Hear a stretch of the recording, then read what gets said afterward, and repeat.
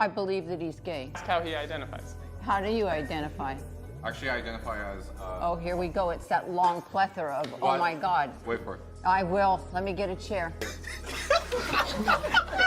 You know what the leading cause of death for pregnant people is? Pregnant people? Mothers? If you'd like to call them mothers, not all of them are mothers. What are they if they're not mothers? They're pregnant people. What people other than mothers are pregnant? It's interesting because you come into this conversation, trying to hold this moral superiority. But when I use inclusive language, which it only takes a couple extra syllables to use inclusive language. To include and who? It seems to include people who don't identify as women but can become pregnant. Then in order to be a moral person, I need to accept the idea that a man can really become a woman. You are trying to deny someone of their identity and deny what their life experience is, and that doesn't seem like a moral stance to me. I identify as being correct and more correct than you on this issue. And I would just ask that you accept and affirm my identity.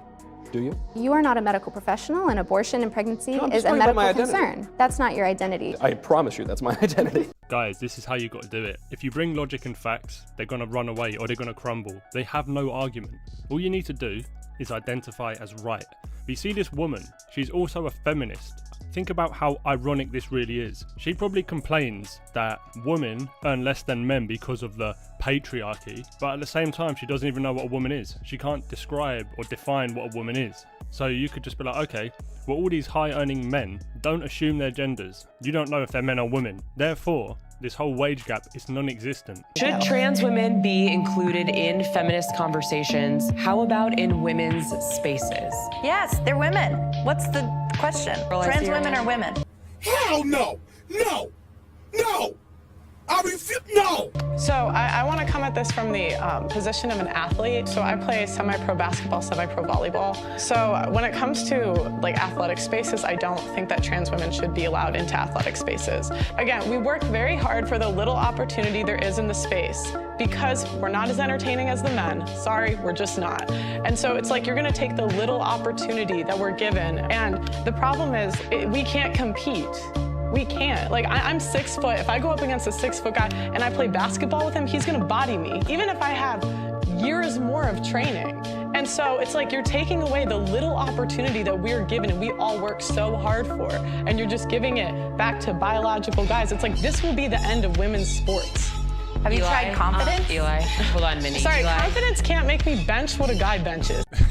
Wow. Look at that. Have you tried confidence? Have you tried a salad? But let's be real about this, yeah? These people are so delusional. What has confidence got to do with it?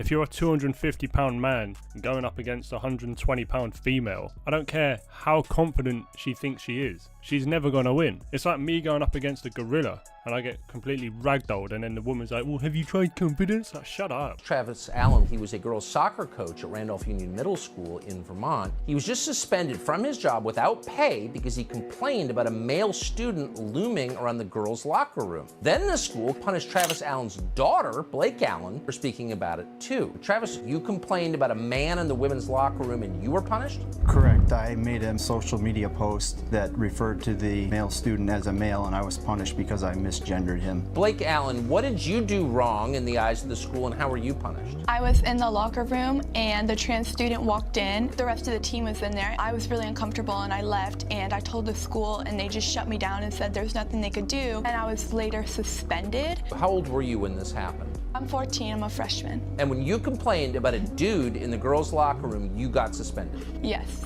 Hi, I'm Nicole, and my pronouns are she, they, z. Oh, shit. Here we go again. And I am gender fluid. But of course you are. But I'm the type of gender fluid who never goes fully into man. Everybody knows you never go full. Man. Maybe I'll go fully into woman, but I'll never go fully into man. But I will go into mask. What? So when I'm feeling, feminine, my pronouns are she, her. When I'm feeling a little less feminine, but still feminine, it's going to be she, they. But on the opposite end of the spectrum, I am Zeezer. That's not a real thing. That is because to me, personally, and this isn't kosher, this isn't orthodox, I personally view Zem to be somewhat masculine, like he, him, except you put a little Z, because, it's a little different. So like you say like he's over there, just say Z's over there. So as I wake up on this lazy Sunday afternoon, my pronouns today are Zeezer. It's as simple as that. Oh, guys, honestly, Check this out. He wouldn't know masculine if it kicked him in the balls. I will not participate in your psychosis. It's just getting so ridiculous. Imagine in the workplace. This is how I know these people don't have jobs. It's not realistic, is it? In the workplace or any environment. Like, what do you mean? Why am I going to have to remember like 100 different pronouns for different people? And if you misgender one of them, then you can go to prison. Like, no, we're not going to live that life. At this point, there's going to be more pronouns than there are names. We have a new superstar, the Canada midfielder Quinn. Is the first transgender, non-binary footballer to play in the Women's World Cup. Hang on a second, hang on. Is she they, whatever? Is she a biological male? No, it turned out she's a biological female. Not she, so. So what is she? She is a transgender non-binary. Mm-hmm. What is that? How can you be transgender and non-binary? Because that's what they are. I just want to get my head around this. If you're no longer identifying as a woman, what are you doing playing in the Women's World Cup? She doesn't qualify. They don't qualify, even though there's only one of them. They don't qualify for the Women's World Cup because they used to be a woman, but now they don't want to be a woman. So now we have to call them they for being a transgender, even though they're non-binary, and they're still playing in the Women's World Cup, and we're all supposed to go, well done, Quinn, what a moment! What a moment, but no one's quite sure what we're celebrating. Total free world. We're advocates of not mistreating little children to death. That's the position that we oppose, the F them kids position. Third time I've heard it today. What's that? F them kids? We do think that that's what it's about. We think that the reason people like yourself like abortion is because you hate kids and because you hate God who created those kids and made them in his image.